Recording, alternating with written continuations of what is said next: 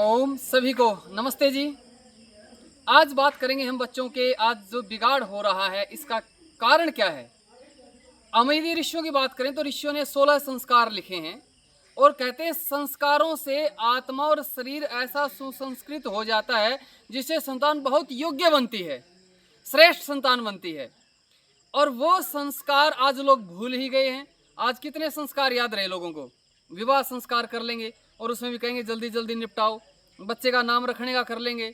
बस 2 ही बचे हैं मेरे अनुमान से। तो मैं कहता हूं जब बच्चा गर्भ में होता है तभी से उसके संस्कार प्रारंभ हो जाते हैं। गर्भ में जब बच्चा दूसरे या तीसरे महीने में होता है वहां उसका पुंसवन संस्कार होता है। जब बच्चा 6ठे या 8वें महीने का गर्भ में हो जाता है तो उसका सीमंतोन्नयन संस्कार होता है। यहाँ जो संस्कार दूसरे तीसरे महीने में 6ठे 8वें महीने में बच्चे गर्भ में संस्कार होते हैं वही बच्चा श्रेष्ठ बनता है। लेकिन आजकल उल्टा हो रहा, बच्चा गर्भ में और माता पिता संबंध बना रहे हैं। अरे जब बच्चा गर्भ में होता है उस समय तो बच्चे के संस्कार होने चाहिए थे जिससे उसकी आत्मा शरीर सुसंस्कृत हो।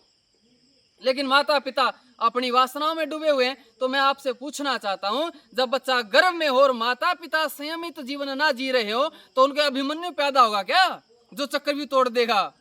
तो ऐसे ही पैदा होंगे वो, लोगों की दीवारें तोड़ेंगे, वो लोगों के दरवाजे तोड़ेंगे, वो एक दूसरे के घर में कूदेंगे। वो अभिमन्यु के चक्रव्यूह में नहीं कूद सकते, वो एक दूसरे घरों में कूदेंगे वो। तो इसलिए आप सबको इन बातों का विशेष ध्यान रखना है।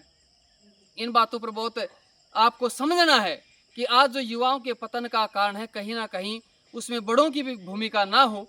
तो आप इन बातों को जरूर ध्यान रखें। हमारा एक साथी था, मेरे पास फोन आया कि जी वो हम साथ रहे हैं तो जो तुम्हारी बॉडिया है वो उनका शब्द कुछ ऐसे थे, वो अब गर्भवती हैं या कुछ ऐसा शब्द था उनका। तो मैंने उसको कहा कि अब ब्रह्मचर्य पालन करना है अच्छे से। नु बोला जी बात ऐसी है, ब्रह्मचर्य पालन तो अब कैसे होगा, दोनों तरफ से होता है, एक तरफ से मैं करूंगा, उसकी भी तो कुछ इच्छाएं होंगी। मैंने कहा फिर बात सुन ले, कल को तुम्हारे बच्चे हुए, तुम्हारे बच्चे पड़ोसियों को कूद देना तो फिर उन बच्चों को दोष मत देना। ये कहना कि बेटा जब तुम गर्भ में था तब हमसे नहीं रुका गया तो तुमको कैसे रोक देंगे हम? तुम्हें कैसे रोक देंगे हम गलत काम करने से? तुम्हें कैसे रोक देंगे अश्लील वीडियो देखने से? तुम्हें कैसे रोक देंगे हम एक दूसरे लड़के लड़कियों के ऊपर लाइन मारने से? हमसे नहीं रुका गया, हम इतनी वासना में डूबे हुए थे। तो मैंने कहा अपने बच्चों को दोष मत देना भाई। तो आजकल ये लोगों को समझ में नहीं आती, बच्चों को दोष देते हैं, खुद की वासनाएं रोकी नहीं जाती। अरे यदि प्रद्युम्न चाहिए तो श्री कृष्ण जी जैसा ब्रह्मचर्य पालन होना चाहिए। 36 वर्ष की आयु में विवाह हुआ और 48 वर्ष के जब हुए तब संतान पैदा की। और प्रद्युम्न ऐसा हुआ कि जब श्री कृष्ण जी और प्रद्युम्न दूर से आते थे तो रुक्मिणी भेद नहीं कर पाती थी। किसके बाद? 12 वर्ष के ब्रह्मचर्य के बाद। श्री राम जी, लक्ष्मण जी, माता सीता वन में गए, 3 गए थे, 3 ही वापिस आए। ये नहीं कि 2-4 बच्चे हाथ पकड़े उंगली पकड़े आए हूं। इतना संयमित जीवन जिया उन्होंने। संयमित जीवन जो होता है तो वही लोग कुछ करते हैं। और आजकल सब खत्म सौदा है, सबको वासनाओं से मतलब है, ब्रह्मचर्य से कोई लेना देना नहीं है। बच्चों को ब्रह्मचर्य की बताते नहीं। कई हमारे साथी भी हैं, कहते हैं जी हमारे घर वाले ने कभी माता पिता ने बताया ही नहीं ब्रह्मचर्य के बारे में। और मेरे पास बच्चे आते हैं तो माता पिता उनको भी रोकते हैं। अब बेचारे, एक वीडियो बनाऊंगा कि तुम अपने माता पिता को भी दिखा सको।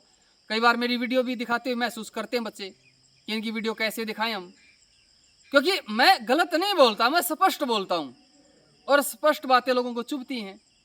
तो भाई जो भी बच्चे हैं, अब ये नस्ल सुधार का कार्य हमने करना है कि इस राष्ट्र का जो युवा हो बहुत चरित्रवान हो, उसका जीवन बहुत श्रेष्ठ हो, ऐसा हमने प्रयास करना है। ये शुरुआत हम खुद से ही करेंगे। कहते ना बदल दे इस दुनिया को, बदलना तेरा काम है, सबसे पहले खुद को बदल, इसी में तेरा नाम है।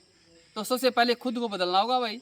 और जो हो गई गलती सो हो गई, अब एक नई शुरुआत करेंगे, ठीक है? तो ये अपना गुरुकुल का दृश्य है, आप देख रहे हैं, ठीक है?